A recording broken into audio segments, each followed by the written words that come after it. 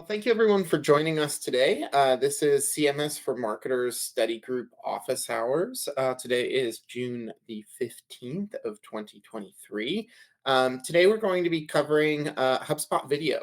So a little bit different this week from just kind of your normal CMS stuff. This week we're going to be covering some of the latest kind of implementations of video in HubSpot. So we will go through just kind of a little bit of an overview and just kind of how you can use it inside of HubSpot CMS. So this week, our speakers are myself, Corey Christian. I'm the multimedia marketer here at Nextiny Marketing, and I am joined by my esteemed colleague, Aaron. If you'd like to introduce yourself. Of course. Hey guys, my name's Aaron Oberdick. I'm the video marketing manager at Nextiny. So we'll be taking care of you today. Yeah. So if you guys do have any questions, there is the HubSpot CMS for Marketers study group and our monthly events that you guys are here at now. So always feel free to drop any questions there into the CMS for Marketers study group. If you do have any more video questions, we also have a video marketing study group. So here's a chance for you guys to kind of sign up on that side and engage with a different community. Like I said, Aaron and I are normally on the video side of things, so we run all of the HubSpot video events and things like that. So if you guys ever want to join us for some of those, please feel free. But today in our office hours, we're going to go through, like I said before, an introduction to HubSpot video. So this will entail adding a video to your content, your CTAs and forms options with those, and then how you can analyze some of your performance. And then we'll go through, spend some time for questions, Q&A, that kind of stuff at the end. So just getting into it here, adding a video, you are able to add a video simply by utilizing the file browser. If you're familiar with how to add PDFs or images or anything like that, the normal HubSpot file browser, it is that simple. You just drag it, you drop it. There are some limitations as far as file kinds and things like that and file sizes. You are supposed to use, I believe it's under 2 gigs. Anything over 1 gig really doesn't um, usually work terribly too well just because it starts to get a little bit too big. But any video that you upload will be transcoded by HubSpot into a streaming friendly format. So no worries there. But once you upload the video, it'll take a little bit of time to process, and then you'll have access to add that video to emails, landing pages, web pages, blog posts, and knowledge base articles. So plenty of options there. And again, if you've used the file browser for anything else, it's super simple. You just drag it and you drop it, and your files are there for you to access. So we'll go through, first of all, adding videos to emails. So if you are in your HubSpot account, you can go up at the top and hit marketing and then email. Notice that there's a whole lot of text here. We'll be sending you guys this in a follow-up afterwards. So if you'd like to follow along with any of these, or if you have any additional questions, please feel free to keep an eye out for that email and you can reach out to us. But once you've navigated to the email, you go into your email, you click edit.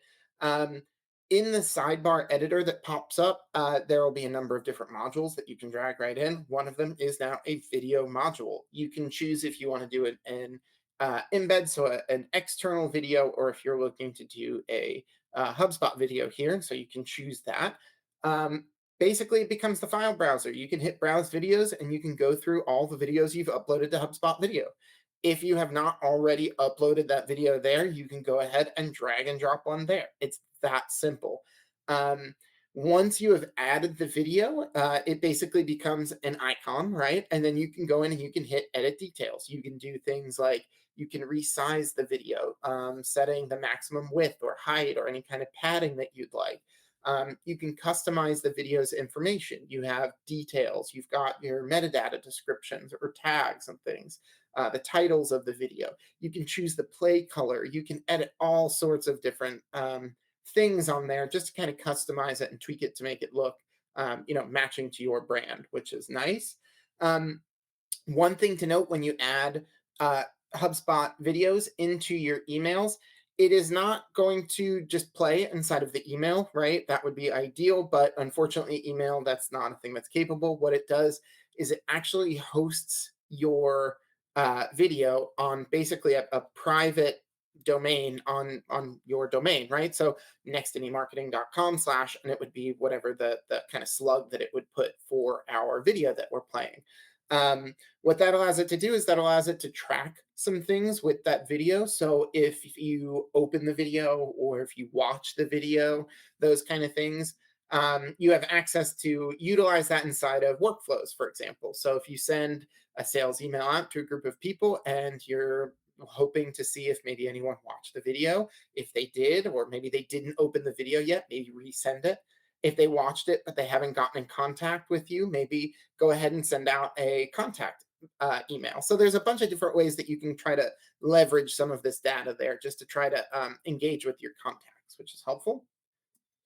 So other places that you can add HubSpot video, you can add it to, again, we said web pages, landing pages, blog posts, and knowledge base articles. Now, how do we do this? There are two different ways. The first one is utilizing the rich text module. So if you are in a rich text module, um, basically you just, you go to edit the rich text module, you navigate to the page that you want to do, edit that rich text module, or insert one if you need to. And then along the top bar, there's an option for insert, and you can say insert video, HubSpot video. It's that simple. If you look on the right, that's basically what the file browser looks like.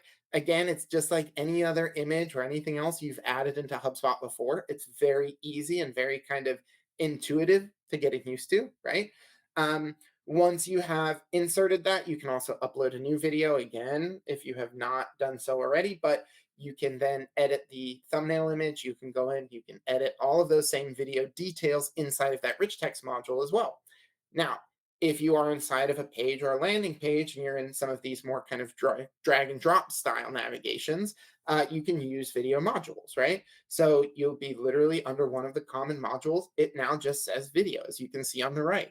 You can drag and drop that one into your video. And again, you have all of those options for you. Would you like to browse or would you like to upload? Once you have that available, you can then set things like, is it going to be the original size of the video? Will it play whatever the video size is? Will it play a full width so it takes up the full browser experience, or something custom? You can enter pixels in that field as well. So if you'd like to set a specific, I want it to be shown at 1280 by 720 on the site all the time, no matter what the sizing is, that will make sure that it does that. So there's a lot of nice, really kind of pretty intuitive options there. Again, if you hit edit, you then have the option to go ahead and edit things like that play button, the overall color and the branding there that you have on the actual play itself there. So plenty of options for kind of customizing that. One of the other things that you can add to these videos are CTAs and forms. So when you're inside that edit action, you can choose to add a CTA or form, a call to action. A call to action, your options, if you see there, you have things like, would you like to display it at the beginning of the video? Would you like viewers to be able to skip the a call to action, or do they have to click the call to action before they can do it? So there's a number of kind of different things that you can utilize there, including forms, for example. Like maybe you say you have to subscribe to our video membership list in order to be able to have access to this video. So someone has to enter a form that fills out their name and their email address, and then they have access to be able to watch the videos and things from there. So it's a way to kind of gate your content, but also just to be able to kind of maybe put in an interest form at the end of the video. So if people want to fill out like, oh, that was really cool, I'd like a tour of this, or that was really, I'd like more info, you can follow up that way. If you have an enterprise account, you are given some additional kind of options. You can choose a specific display time and things like that. But every kind of other HubSpot account has access to at least say the beginning or the end, and you can choose, can they skip it or can they not? Do they have to interact with it? So that's great. There's plenty of good options there. And the CTAs, you can basically, you can see you can utilize any of your existing CTAs that you already have, or you can create one here inside of the editor and you can be able to tweak it there. So if you want one kind of very specific to this page or this goal or something that you're trying to go with, you can do it there. Now, just from an accessibility standpoint, something to note on HubSpot Video, you can add captions and subtitles. You can only choose one file at a time, so there's not like multi-language support, unfortunately, just yet. But it is always important, like again, from that accessibility standpoint, to try to upload captions wherever you can. Tools like YouTube have auto captioning. Descript has a transcribe feature. Adobe Resolve or Adobe Premiere and DaVinci Resolve all have some degree of transcribing inside of them now. So you can generate these subtitle files very easily and be able to upload that straight into the video. So if you go into the files, you can edit the details of the file and you can attach the actual subtitle file there. So that's kind of what's basically described here is you'll be able to navigate to that actual video, attach that file to it, upload your file and attach it to the video. And then anywhere it plays, you'll have the option for subtitles or captions there, which is nice.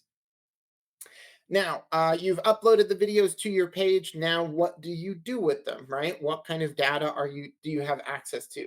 So, in order to view video information or any of our analytics, the views in particular, we are going to have to be in the actual page performance. So, rather than navigate to the file itself and check analytics there, you go to wherever the piece of content that your video is hosted. So, if it's on a knowledge base or a web page, right? You go to that actual page and then you view the page performance, scroll down to the bottom, and you will see a tab there for video.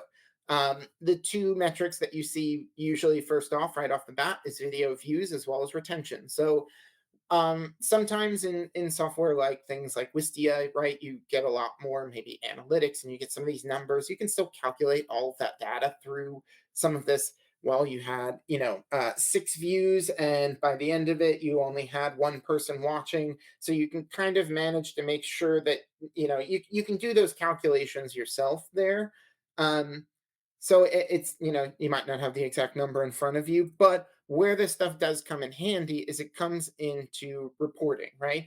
So when you're building custom reports, for example, you can go ahead and utilize media plays as part of those reports. So if you're looking, for example, to see if video played a role in the customer's journey, right, in closing a customer, you can set up your reports, for example, to include if they had a video play in their customer journey. And it will show you not only did they have a video play, but then it'll show you what videos they watched as well. You don't have access to things like how much of the video, the percentage of the video they played. It just kind of says yes or no right now. But it's still a very useful metric to be able to use for, again, reporting and just kind of generalizing, figuring out what your key performance indicators are. Now, talking about those key performance indicators, right? What metrics are we trying to actually track and what should we be considering the most? So I broke this down. This is directly from HubSpot. So this is kind of through your various stages of the customer journey. So video metrics that you're going to be using in the attract stage, things like your view count. This is the number of times people watch the video. It just indicates whether or not the video is being found, right? So it's ideal measure for brand awareness. It also just lets you see how many people are physically seeing this video out in the world. Play rate, the percentage of people who watched the video, right, who saw the video, clicked play, and then played it through to the end, right? So this helps you figure out how relevant or appealing the video is, and it can indicate whether or not, maybe there's a really big drop off somewhere, or maybe, maybe right at the beginning they cut off because the intro is too long and then you get a spike again. Like you can utilize some of that data to try to optimize your video, which is really great. Other things that are helpful, web page traffic. Maybe you want to take a look at the number of web visitors per pages. Is having a video on that page or very front and center on that page increasing traffic? Do those pages have more views overall? And as well as the next one, are people spending more time on those pages because they are being engaged in a video? Are they spending more time and actually watching the video and going through the content a little bit more? So those are all things to consider for your attract stage. Now, for the video engage stage, for kind of your next step here, is where we start to get into a little bit more of it. Now, video completion. What is the percentage of people that watch the entire video? So the number of people that started it and then actually finished all the way through to the end. This is this is really helpful again for gauging audience reaction or for determining if it needs improvement, but also just seeing if people are interested in what you're putting out there, right? If someone is engaged, they're going to watch it all the way to the end. They're not going to skip around. So it's very helpful just to see how many people completed the video in its total. Click-through rates. So how many people clicked a CTA or form that were set up on the end of the video? This is really great for measuring engagement again and just general success of the video. If you have a lot of people clicking the CTA and engaging with you, right? That's proof that that video it was successful. The goal of the video is, right, to get people to inquire more, and then they inquired more. So that's a really successful thing to look at. Email click-through rates. Again, this is similar to the video click through, but people who clicked on the video inside of the emails that you send them.